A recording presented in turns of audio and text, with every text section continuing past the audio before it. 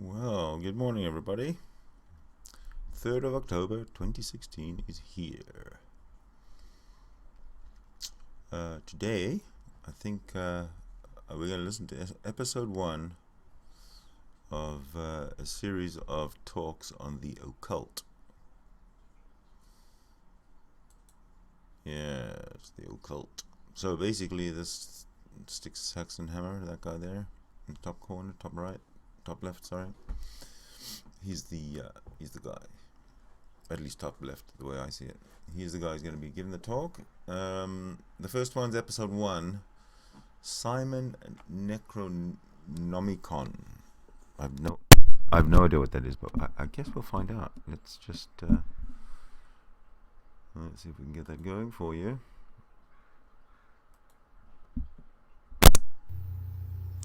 Alright, YouTube, I wanted to sort of go into a new series or mini-series or general theme of video making that I have sort of been focusing on political topics lately just because, politics interest me anyway, but I realize that I've been sort of neglecting to make videos about the occult, about spirituality, theology, and so forth. So while I'll continue to make political videos, I also want to get into the occult, magic, mysticism, metaphysics, whatever term you wish to give these various phenomena. And I thought there'd be a good way to start it because I just got in the mail today a copy of the Simon Necronomicon, a contentious book, a contentious issue in which various groups of people claim that they have the final answer to what it's all about.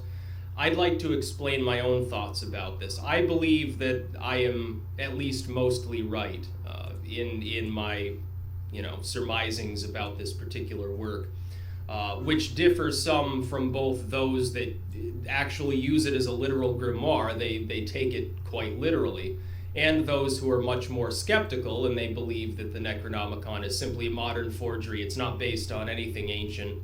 It has no actual purpose or power, and it's essentially a joke grimoire that people, picked up at the secondhand store and dabbled around with it and thought it was cool and, had some nightmares and finally burned it in a campfire or something.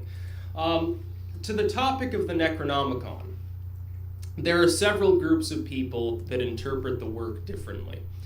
The first group, which seems to be the largest, are the skeptics. They believe that the Necronomicon is essentially a modern-day fabrication that the author Simon basically cooked it up out of his own imagination, either as a joke or to make money or something along those lines, that it has no actual basis in ancient lore, and that actually performing any of the rituals is going to result in absolutely no effect because it's not real occultism. The reason that I discard part of their beliefs, part of the skeptics' arguments, is that I haven't yet seen evidence, number one, that it actually is a fabrication. Now, I know that I'm simply just sort of ignoring the gravy train of people who want to come out against this work. I've seen no proof that it's legitimate, and I've seen no proof that it's a fabrication. So I can't actually derive any conclusion as to whether it's entirely possible that this author or someone close to them had access to much more ancient works. Also, within the skeptics' argument, and some of these individuals come from within the occult community, they argue that it simply uses certain ancient figures in an attempt to look, actually occult in nature, but that the rituals themselves are just sort of made up on the fly. It was written to look good, to sound good. Looking here, talking about the old gods and Lovecraft lore and so forth. It's got all of these little mini spells in it, preliminary purification, invocation, to recover potency, and it's got all sorts of different things. The great conjuration of all the powers, preliminary invocation of the operation of calling of the spirits of the dead, and so forth. And it does borrow some of these terms from Lovecraft's lore. However, these same individuals that seem to be saying this often regard something like the Lesser Keys of Solomon as a genuine occult work. The Lesser Keys of Solomon purports, it is essentially like the Necronomicon when you think about it, even though people give it a high reputation and say, oh, well, of course it works. I called up demons. The Lesser Keys of Solomon purports to be an ancient text, as of the time of its authoring, based on actual ancient texts from Judea, from the ancient time, literally from Solomon, in the apocryphal manner, in some of these apocryphal texts, binding these various spirits to build the temple, driving out possessed spirits from possessed individuals and so forth. And it's actually a Renaissance era work. It comes from the 15 or 1600s from Europe.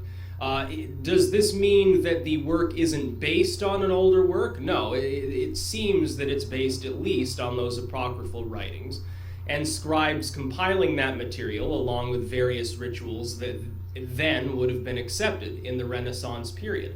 The Necronomicon is no different. On that token, I don't see how it's demonstrably different from a lot of these Renaissance-era grimoires that all point to some ancient text or ancient figure or ancient philosophical system or religion, and then purport to be actual grimoires. It's no different. And the thing is, people use those grimoires and they either see a real-world effect or they think they see a real-world effect. That's the second issue. I'm of the mind that the occult is not monolithic. A lot of people seem to believe there's one specific path they're trying to find that operates properly and the rest is all junk, or there's one philosophical system that works and the rest do not, or they work very weakly. I believe that any ritual system or ritual work or occult text or occult object can become genuinely occult simply because of a belief in it. A lot of people do believe that the Necronomicon is a legitimate occult work. Therefore, it is invested with a sort of psychological energy. And you can get into all sorts of weird stuff with this within metaphysics. You can get into quantum theory, the wave functions collapsing and so forth, and say, well, you know, it may not invoke an actual demon or entity, but it's invoking some sort of power, and therefore it can have an effect if you're in the right state of mind and you sort of psychologically agree with its contents. As to those who believe that it is a legitimate grimoire, again, there's no evidence that the Necronomicon is literally based on ancient lore. Most people believe it's based more heavily on Lovecraft's work mixed with some ancient Sumerian influence that's been heavily transmogrified. Regardless of whether that's the case, it doesn't preclude the Necronomicon from actually working if somebody is capable of making it work. However, looking at the Necronomicon and being fairly well versed in Sumerian mythology and so forth, it does have some parallels with it. I would like to believe that if you're calling upon some ancient pagan god that at one time in ancient times was venerated as very much real, that it could have some sort of real-world effect. As for Lovecraft's work, and Tolkien, and all of these other authors that sort of delve into the occult and have all these weird language systems and so forth, and talk about old gods and demiurges and all of these weird things, I believe that it is true that Lovecraft, Tolkien, and some of these other individuals were involved with the occult. I mean, I find it strange that if they weren't. Their material borrows heavily from a lot of, at least archetypes, from within what was then the goings-on in the occult world. I believe that Lovecraft did practice magic. And I can't prove this, but having read his works, I believe that it's probably true. He probably did see all of these weird dungeons and windowless landscapes and grim, horrible things in his mind when he was asleep. Maybe he was accessing some other dimension. Maybe he was on drugs. I don't know. Crowley. A lot of the modern day occultists, a lot of people sort of worship Crowley and think everything that he did was great, and a lot of people discount his works as fantastic nonsense. Essentially, again, him trying to get attention, him trying to get money, him trying to be famous, or his own misunderstandings, or he was being misled by demons into fooling people as some sort of a joke on some occult cosmic realm. Possible, definitely so. However, the principles behind his work, specifically the idea that magic works and it doesn't really matter why, you just sort of go with it. These principles are legitimate simply because so many people believe that they are. I do not care whether the Necronomicon is actually of ancient origin, and whether the author and these other individuals actually found some ancient text from, Syria or Iraq or something like that and adapted it into a work. It doesn't really matter whether that's the case. It can be a genuine occult text nonetheless. A lot of the occultism that people practice now is directly inspired by people like Madame Blavatsky, who was exposed at the time, in many cases, as a charlatan, who was basically just practicing Victorian-era magic and conducting seances and reading her tarot cards and so forth, and was caught out many times directly misleading people as part of these rituals. That doesn't stop her work, the psychological manifestation of the things that she wrote and said, from being valid. The idea that simply being caught out as having manufactured something and pretended that it was ancient, or having manufactured something and misattributing your sources or something like that, the idea that that makes it illegitimate occultism, I don't personally agree with. Because then you would have to preclude the vast majority of all occult literature, which is based, stacked upon one another, essentially, based upon older works going all the way back to the Renaissance and before. And I choose not to do that. These works, these occult texts, and so forth, can work simply because a person believes that they'll work. Even more so if, like the Necronomicon or the Lesser Keys or whatever, they're calling upon pagan deities. Again, back to the Lesser Keys. One of the demons listed in the Ars Goetia is an Egyptian deity. It's not even a Judaist demon. It's Ammon Ra from Egypt. And yet there are lots of people who claim that this work does project occult power. Yet it's a Renaissance-era text. It has nothing to do, most likely, with any of the actual life and times of Solomon, other than the apocryphal writings, which they seem to have been based upon. And yet there are people who claim that it works. It also throws in a bunch of Christian mysticism, like calling on your guardian angel and so forth, which is dubious at best. But again, does it really matter if people are practicing these rituals? And to tell the truth, the Necronomicon is interesting. It's well written. You can say that much. It at least appears to be an occult text. There's also a going trend to say, well, it has to do with the movie Evil Dead. It's an adaptation of the Book of the Dead, the Necronomicon Ex Mortis from those movies. The problem being, this book actually predates those movies by several years. The original, if you look in the front, and of course this isn't the first edition, this is the first Avon edition from 1980. The first Avon book's printing is 1980. Evil Dead was released in 1981. Now you can talk about the old beta tape that Raimi released several years before, but again, the first copyright is 77, and I believe, I may be wrong, but I believe it was 1978 or 79 that the original Within the Woods beta tape was released. So again, the idea that, and the original dealt with Native American lore within Raimi's work. It didn't have to do with an actual Book of the Dead. It had to do with finding an Indian dagger and desecrating their holy ground, and then people start getting possessed. The idea that it's based on the Evil Dead franchise, which I've heard from several people, is an interesting theory, except that it actually gets its chronology mixed up. Actually, this came before the Evil Dead franchise existed. No, I believe that the Necronomicon can be used for occult ritualism. The principle behind it being, first, there's no proof that it's actually a fabrication. There may be good, reason to believe that that's the case, but it hasn't been proved. Simon hasn't come out and said, oh yeah, it was a joke. Nobody has come forth with actual evidence that it was fabricated at all. They talk about, oh, well, people knew it was a joke at the time.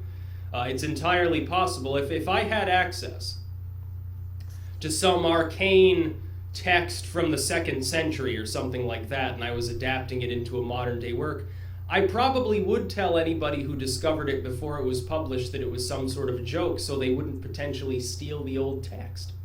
Because it could be worth, tens or hundreds of thousands of dollars if it's legitimate, especially to a private collector. So there's no proof that it's a fabrication, even though it's been surmised, and there is reason to believe it could be.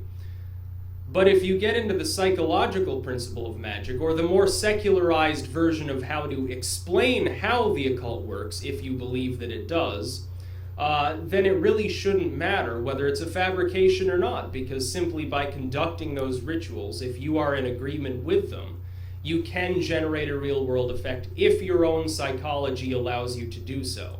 The occult relies, I believe, upon a powerful psychology. And I would like to point out also, people that say, well, it's fabricated, therefore it can't work.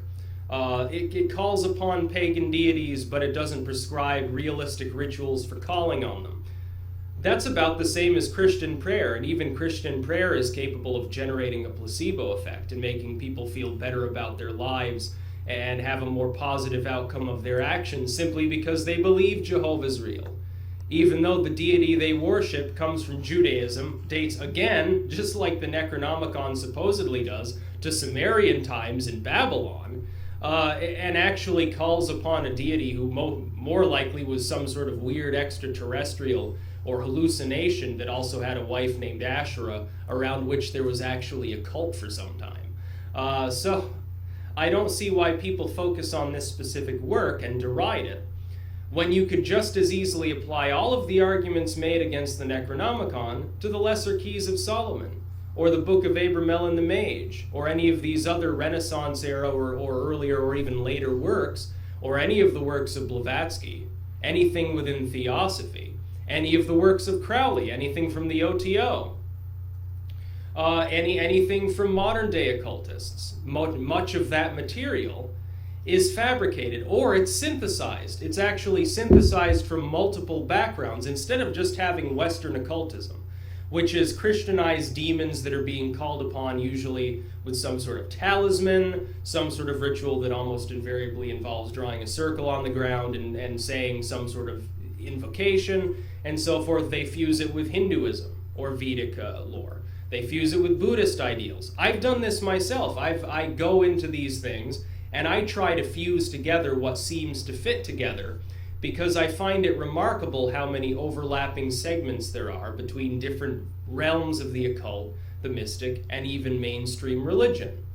They might borrow from any of a million different sources, but this does not render it on its own illegitimate occultism. Now, as to, well, does this mean Styx Hexenhammer is going to start calling on Dagon or something? Probably not. I'm going to read it again. I had this book years ago. Lost it somehow. I don't remember exactly where it went. Maybe it, flew back into the abyss or something through another dimension. I did have this book, and I read it several times before I lost it, so I wanted to read it again. I was able to pick it up for a fairly inexpensive price. Usually you're paying out $20-25 for it. I got it for $8, even though it's in perfect condition and it is the actual 1980 edition. The person selling it apparently didn't realize this, and they said, well, it's not the 1980 edition, but if they had actually looked in here, they would see it is. It's exactly the same as the book I used to have, which was the same edition that I got for $5, because that was back in the 90s when prices were lower and eBay didn't exist. And you could just go to your old books, rare book shop, and you could pick up all sorts of weird occult stuff. I saw, works of black arts and all sorts of, by Cavendish and all sorts of works there. Mostly introductory occult material, but it was there. Usually for $5 or $10, so it was pretty cool. It was way better than having to buy it online and pay shipping too. But this was inexpensive, and you might dabble with the rituals. I do more than dabble within my occultism, but you can dabble on the side with any work you want to. That's the glory of the occult. I don't believe in limiting myself to one specific philosophy or school or book or idea or a patron demon or angel or any of this stuff. I like to delve into it all because it interests me. So that's my thoughts on the Necronomicon. I'll probably do some more of these videos on individual works or figures within the occult, things like that. I've got a fairly large collection of occult works that I can derive material from, so I could make 100 videos on this topic and still not exhaust my material, and go into other subjects as well. But I thought I would get back online with the occult material because politics is beginning to bore me, because it's not midterms yet. So until then, I need something else to talk about and become enraged over and start ranting on. So that's about all. Simon Necronomicon. The original 70s edition, it's like hardcover, is usually like $200-300. So I'm not shelling out that much for the same work when I can get it in paperback, and it's exactly the same thing. And it looks good too. I mean, look at it. It looks evil. It's supposed to, because it supposedly is. That's about all. Peace out. Alright, YouTube, it's time to talk about the occult once again. This is another occult topic that I think really hasn't been talked enough about because... Well, I don't think we're going to talk about that right now. I think that's enough for one episode. So let me see if I can figure out how to unsticks this place. Oh. There we go. Right, so having seen that, if there's any interest in actually discussing it, I'm good with opening up the a hangout for anyone to join. Now the thing is,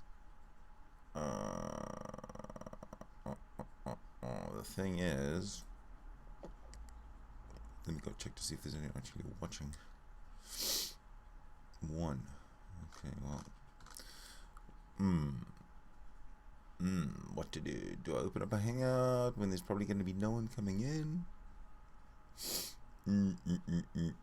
Well, let me go to the hangout community themselves and say, hey, what is going on? What's going on? Let's see.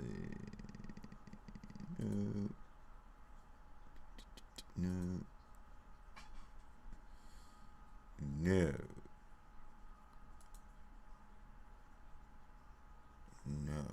Alright, let me try something I've never done before. It's basically, alright, let's see what I've done there. So what I've done there is I've started to call a hangout. Or I've opened up a hangout. And I'm going to join that hangout.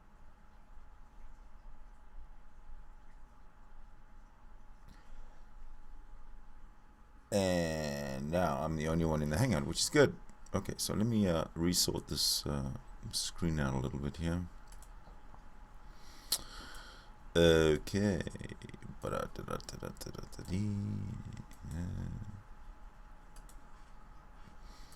And then I'll just go to bring in the hangout. I thought I had, oh, there we go.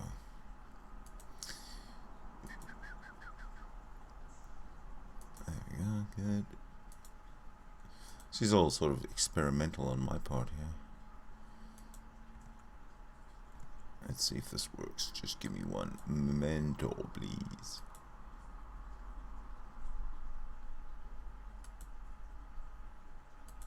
It's not. I gotta fix it.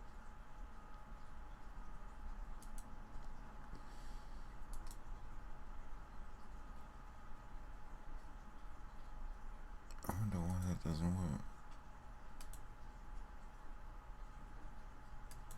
Oh, because it's not even picking it up. Windows is minimized. No, it's not. It's not. And how is my, well, maybe if I do that, it's not minimized anymore. Okay, anyway, the idea here is to get people in to the Hangout. Oh, yes. How about I actually post the I actually post the link to join the Hangout. How about that, hey? All right, it's coming in. It's coming into the YouTube window right now. I'm also posting it into the chat, the YouTube chat on the side. So if you're in, you're in. All right. I don't think I can really do much better than that. If anybody comes to this YouTube page and they want to join the Hangout, well, it's there. Now, the only thing I am trying to figure out here is how to stop this screen from being like blank. Why is it blank? It has no business being blank. Alright, let's see here.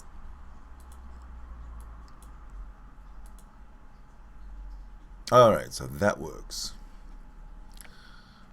I'm going undercover. And I'm going to try and bring this Hangout window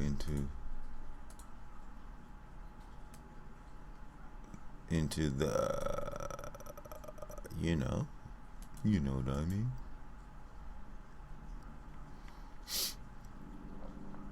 Okay, so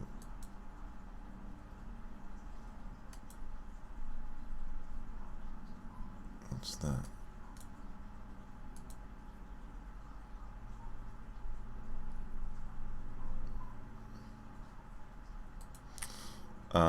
Well, you know what? I will say this. It used to work. It used to work very, very well. Aha. Alright. This is, there is a Hangout open. There is a link to the Hangout. What I haven't been able to figure out is why the Hangout window is not appearing.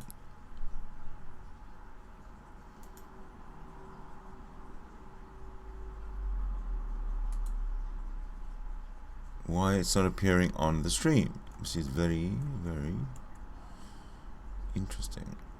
Because I'm looking at the stream and the window is blank, blankety blank, blank, blank.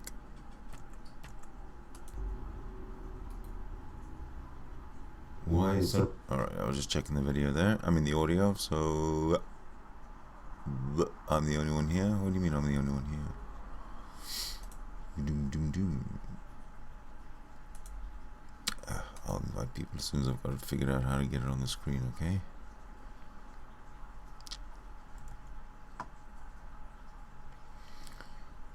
Right. I wonder if I could just share the screen. Maybe I haven't set it up right. Sorry that I'm talking to myself here, but otherwise, if I don't give myself advice, who's going to give me advice?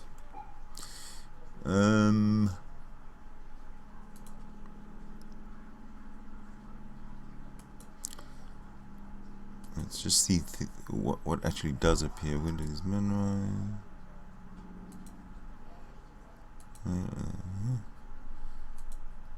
That's there. That's there. What's this? No, whatever that is not.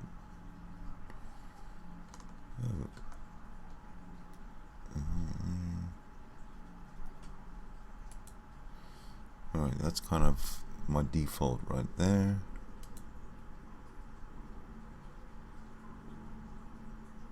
Tell you what I'll do, I'm just going to leave you with this for now.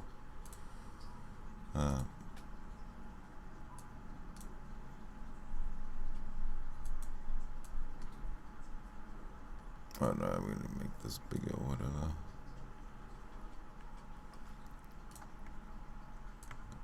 Okay, that's kind of what we're talking about today.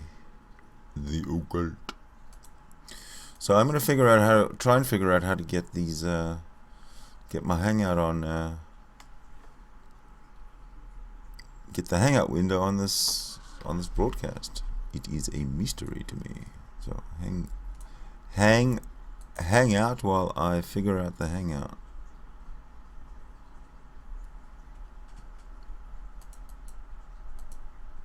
If I can. There's no guarantee.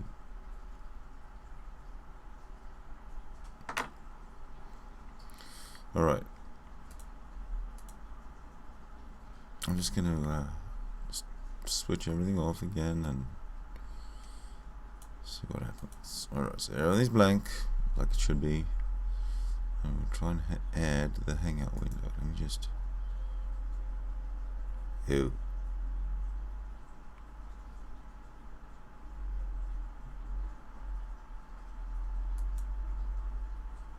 Hangout. Oh no, that's ridiculous. Hold on a minute. Hold on a minute. I'm gonna do something. I've got to do something. Remove it. Let me just remove it and add it again. I think we're on our way.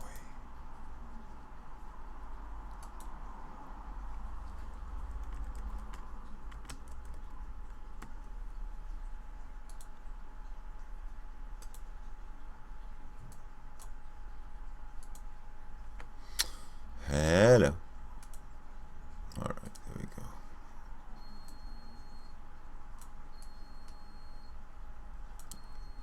You know what that means? Can you hear that? Those 3 beeps? That means my coffee machine is ready. He's calling me. So this is the hangout, guys. If anybody wants to come in, please do. We can discuss the occult video that we watched, that I broadcast earlier.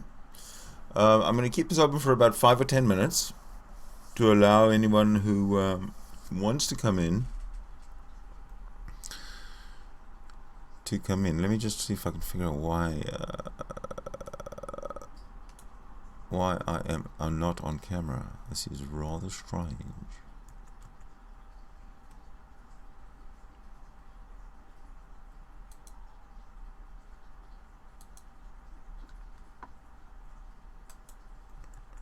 I must be set up as a camera somewhere else, huh?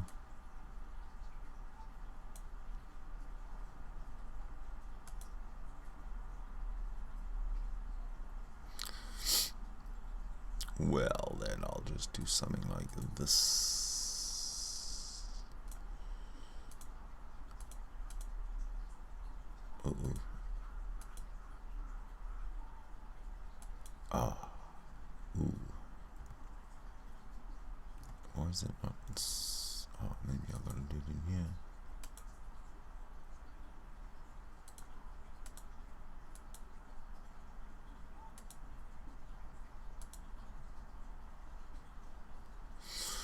There we go. Sorry it's taking so long, but this is open source, so it's pretty much. Oh, I'm in the hangout. That's exactly what I wanted. Alright. Right, hangout is open. If you guys want to come in and talk about the occult or talk about anything else, like I say, it's 5 or 10 minutes. How am I going to get this figured out? Is it going to be 5 minutes, 10 minutes, whatever, right? So, let's go to my little bag of tricks.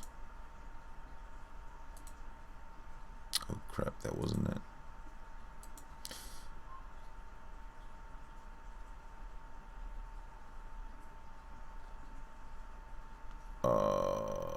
Bag of tricks, there we go. Alright. Alrighty.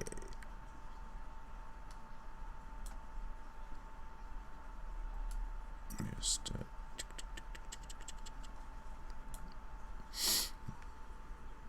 not quite sure if this is correct. Yeah, good enough. Sorry, again, rambling, la la la la la la, but that's how I get things done, I guess. Okay, so what I'm going to do is bring that clock in. Bring in the clock. Just give me 1 moment. 1 moment. What should I call it?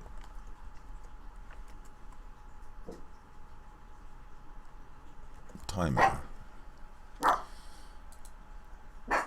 That's Jenny.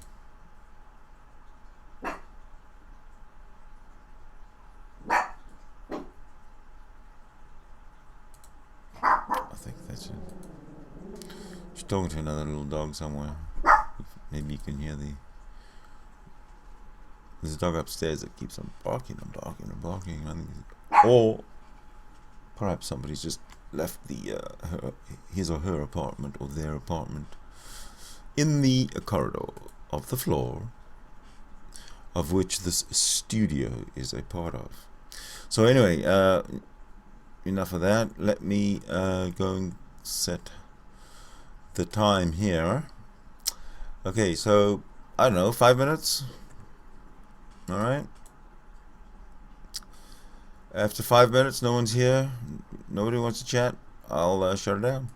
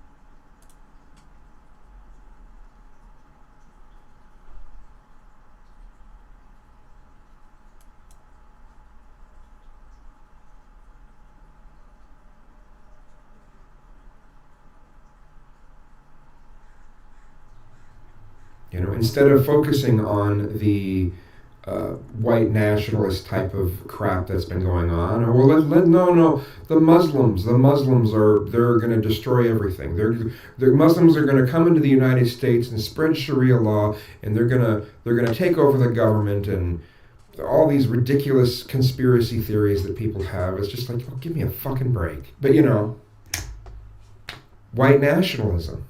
White nationalism, white nationalism, white nationalist, white nationalist, white nationalist, white nationalist, white nationalism with hints of white supremacy. White, from white culture, whiteness.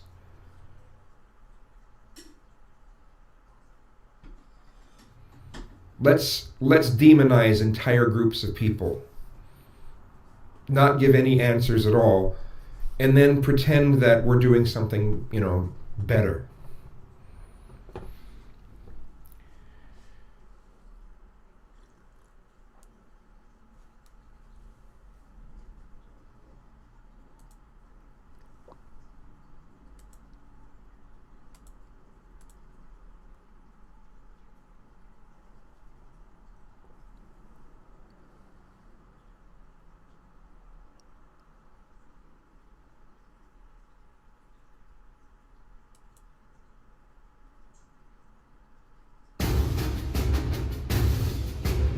If it's not clear to you by now through treasonous legislative works like the NDAA and the Patriot Acts, and through the freedom-stripping, intrusive alphabet soup agencies like the DEA, FBI, IRS, NSA, and the TSA, that those in government desire your harm, you haven't been paying attention. And for those of you who continue to slumber in your complacency, who persist in consuming government-driven media and entertainment programming, and refuse to learn the obvious lessons of history's grim tales of forced government incarceration of its own citizens, and the brutal murders by tyrants of their unsuspecting and trusting constituents, this video will easily provide you with the documentation you'll need to do your own research and come to the sound conclusion that there's a master plan that includes the incarceration of you, your family, and anyone who would dare expose the evils of those who inhabit Washington's District of Criminals.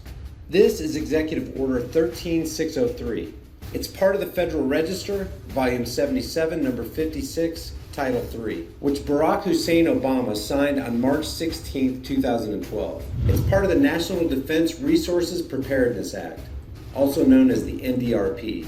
In it, Obama unbelievably and ironically authorizes and institutes a provision for slavery. Subsection 502 states, "The head of each agency otherwise delegated functions under this order is delegated the authority of the President under sections 710 B and C of the Act to employ persons of outstanding experience and ability without compensation and to employ experts, consultants, or organizations." There's nothing in this document which defines, quote, outstanding experience and ability. If Obama or one of his appointed representatives decides that you are the individual which exhibits, quote, outstanding experience and ability, you will be recruited by the government to serve them without compensation.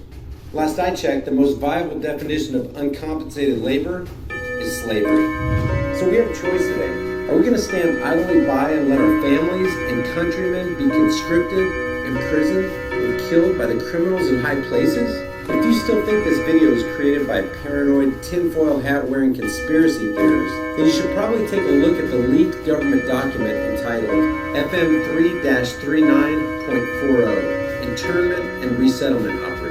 This 326-page military document, signed by Joyce E. Morrow, Administrative Assistant to the Secretary of the Military, outlines military procedures for internment and resettlement of civilians, and it describes the layout and the administration of these internment camps. It clearly states on page 38 that it applies within U.S. territories and specifically addresses the detainment of U.S. citizens as is indicated by the identification procedures for new prisoners on page 146, which states that social security numbers are to be recorded alongside their photograph and fingerprints. Included in the list of organizations which may be involved in these internment operations are the Department of Homeland Security, FEMA, the Department of Defense, and the United Nations. On page 56, the document outlines the responsibilities of psychological operations officers within the camps, among which it states that the PSYOPs officers develop and execute indoctrination programs to reduce or remove antagonistic attitudes and identifies political activists. On page 281, the document goes into more detail regarding the roles of psychological operations within the camp, specifically in regards to pacifying the population and ensuring cooperation. On page 238, it gives the conditions for the use of deadly force in such camps. Among the justifications for lethal force, it includes to terminate an active escape attempt. That point right there should make it clear that these camps are not benevolent disaster relief type facilities. On page 244, the document calls for the use of snipers during riots to, quote, scan a crowd and identify agitators and riot leaders for apprehension and fire lethal rounds if warranted. On page 260, it shows the basic layout for a facility focused on detainment. It's depicted with interrogation areas, tribunal. All right, so you can see that there's a lot of things to talk about. Absolutely, like tons of stuff to talk about, right? There's no reason why we shouldn't be. Hold on, where the hell am I here? Oops.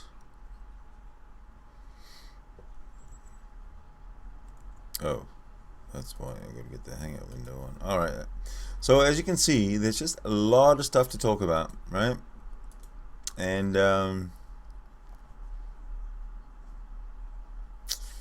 so again, like I say, if you want to join, the 5 minutes are up. I'm gonna shut it down pretty soon. Just sort of setting some settings, saving some settings here, because this was essentially the this is the end of the Occult series of videos by Styx Hexenhammer. I'll put all the information in the YouTube window below as soon as I get done here. And